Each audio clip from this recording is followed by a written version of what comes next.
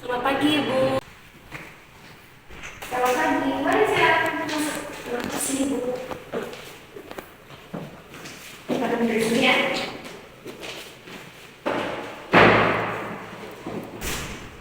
Sebelumnya saya mohon maaf ya karena mengganggu waktu Ibu. Apa saya boleh minta waktunya Bu sebentar untuk sesi konseling? Oh bisa, Dik, bisa. Mungkin bisa kita awali dengan kamu memperkenalkan diri terlebih dahulu ya. Perkenalkan Bu, nama saya Desa Novita. Saya dari kelas 10 IPA 1. Oke, sebelumnya apakah Anda sudah pernah mengikuti sesi konseling? Belum sih Bu, ini baru pertama kali saya. Oke, dengan Anda datang ke sini mungkin atas kemauan sendiri atau bagaimana? Keinginan saya sendiri Bu. Oke, karena tadi Anda menyebutkan bahwa Anda belum pernah mengikuti sesi konseling, mungkin di sini saya akan menjelaskan sedikit ya mengenai apa itu bimbingan dan konseling. Jadi bimbingan dan konseling itu merupakan suatu pemberian bantuan yang diberikan oleh tenaga profesional atau yang bisa kita kenal sebagai guru BK atau konselor dengan tujuan dari pemberian bantuan ini agar konseling dapat mengatasi permasalahan yang sedang dihadapi serta mencapai kesejahteraan mental mereka. Nah, dalam sesi konseling ada beberapa asas yang perlu Adik ketahui. Yang pertama itu ada asas kerahasiaan yang dimana Adik sebagai konseling saya itu tidak perlu khawatir akan kebocoran data atau permasalahan yang sedang kita bicarakan pada sesi konseling kali ini. Kemudian asas berikutnya itu ada asas kesukarelaan yang dimana Adik sebagai konseling saya harus memberikan informasi secara terbuka tanpa suatu paksaan dari pihak manapun. Kemudian asas yang ketiga itu asas kejujuran yang dimana Adik sebagai konseling saya harus memberikan informasi dengan benar tanpa ditutup-tutupi. Oke. Kemudian selanjutnya untuk kesepakatan waktu. Nah, dalam sesi konseling itu dibutuhkan waktu antara 30 sampai 45 menit. Namun karena kita masih berada di lingkungan sekolah, langkah baiknya jika kita sepakati saja selama 35 menit agar nantinya tidak mengganggu kegiatan Adik di kelas. Bagaimana? Apakah Adik setuju? Setuju Bu. Oke, untuk sesi berikutnya kita akan mulai memasuki sesi konseling atau inti ya. Nah, bagaimana? Apakah Adik sudah siap? Siap Bu. Oke, nah sebelum mulai kegiatan, alangkah baiknya jika kita awali dengan berdoa ya. Berdoa sesuai dengan keyakinan masing-masing. Berdoa dimulai. Berdoa selesai. Oke, ini saya perhatikan selama berbincang-bincang tadi kita sepertinya kamu sedang mengalami kecemasan. Mungkin ada yang ingin kamu bicarakan kepada saya? Jadi begini Bu, akhir-akhir belakangan ini saya merasa cemas dan juga kurang gimana gitu Bu, karena saya gampang banget marah akhir-akhir ini dan juga gimana Bu ya, gampang banget meluapkan amarah saya gitu. Jadi saya nggak bisa mengontrol amarah saya. Oke, saya mengerti. Pasti kamu sangat sulit sekali ya dalam menghadapi hal tersebut. Namun sebelumnya saya ingin bertanya, ketika kamu mengungkapkan emosi negatif kepada orang lain, sebelumnya kamu menyadari nggak hal tersebut dapat merugikan orang lain? Oh iya sih Bu, saya merasa apa yang saya lakukan tuh sangat-sangat merugikan orang lain, apalagi saat saya melampiaskan amarah saya ke kedua orang tua saya yang mereka tidak tahu apa-apa sebenarnya. Oke, mungkin kamu bisa menceritakan lebih detail mengenai apa yang mungkin terjadi akhir-akhir ini kepada saya? Nggak lama sebelum kemarin, saya kan seperti biasa hari Selasa saya pagi-pagi karena piket, jadi saya pernah tuh jalan sekolah. Jalan sekolah tuh saya kan biasa sama ayah saya. Nah kemarin saya kesiangan bangun, jadi ayah saya karena beliau juga kerja, jadi beliau meninggalkan saya duluan. Nah saya kan marah ya, dan saya juga marahnya ke ibu saya, dimana ibu saya itu nggak bangunkan saya gitu. Oke. Jadi bagaimana hubungan kamu dengan orang tua kamu akhir-akhir ini? Sebenarnya seperti biasa sih Bu, baik-baik aja, namun karena kejadian kemarin itu saya marah ke orang tua saya itu, saya jadi kurang enak aja sih sama ibu. Saya kurang gimana gitu Bu, padahal ibu saya biasa-biasa saja sih, nanyain kegiatan saya bagaimana di sekolah seperti itu.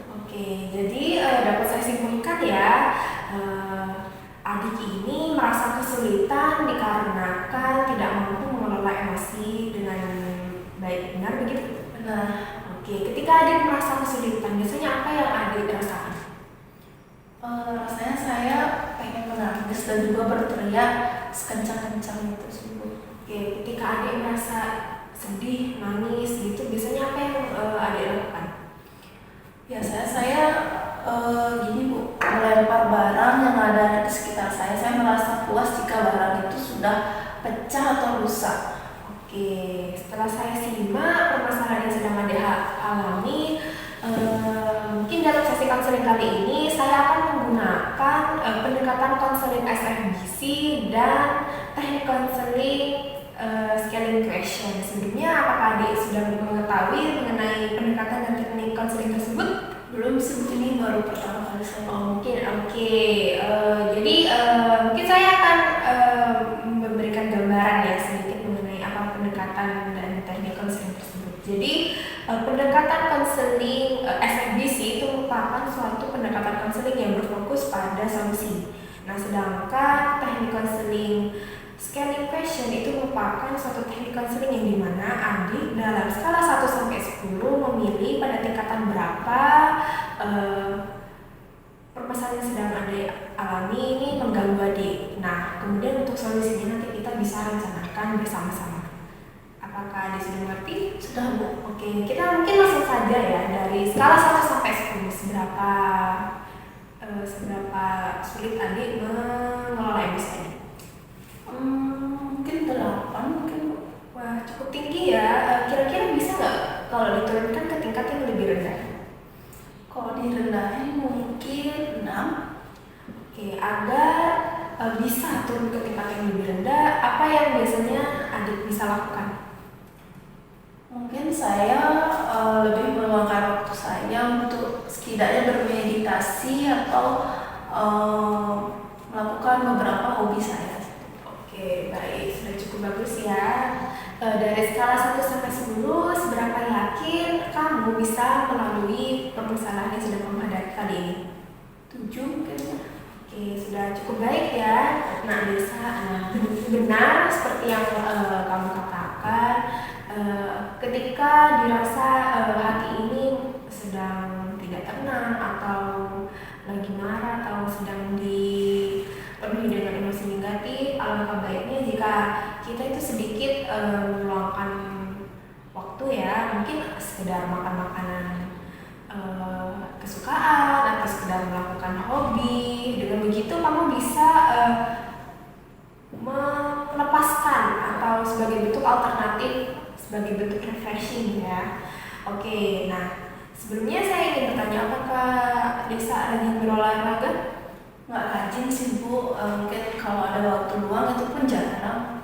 Oke, nah mengingat tingkat kesetresan kamu yang cukup tinggi, bagaimana jika kita bersama-sama membangun kebiasaan baik ya, seperti melakukan to-do list atau semacam menulis jurnal, yang dimana nanti Anda menuliskan kegiatan keseharian Anda dalam secari kertas. Dengan begitu Anda dalam melalui hari Anda bisa melalui dengan teratur ya, atau mungkin Anda bisa merefleksikan diri dengan menulis atau melakukan atau melukis atau melakukan hobi-hobi gitu ya.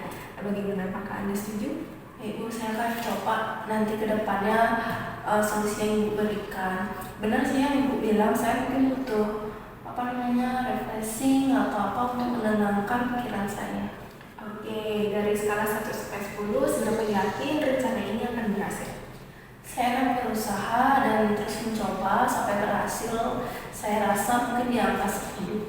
Oke, bagus ya Desa. Tetap semangat ya, jangan pantang menyerah. Saya yakin pasti kamu bisa melalui permasalahan sedang kamu kali ini dengan baik. Baik, terima kasih Bu tentang solusi yang sudah Ibu berikan ke saya. Saya akan berusaha semaksimal mungkin untuk merubah pola hidup saya. Oke, nah Untuk melihat tingkat kemampuan kamu dalam mengelola emosi, bagaimana jika kita minggu depan melakukan sesi konseling kembali dengan jadwal yang sama? Boleh sih Bu, tapi kalau ada jam kosong seperti sekarang ini saya usahakan. Ya, terima kasih ya Desa sudah meluangkan waktunya. Saya juga terima kasih Bu sudah diberikan solusi atas masalah yang saya berikan. Ya, terima kasih Desa. Mungkin kamu sudah bisa. Saya pamit ke kelas dulu ya. Mbak,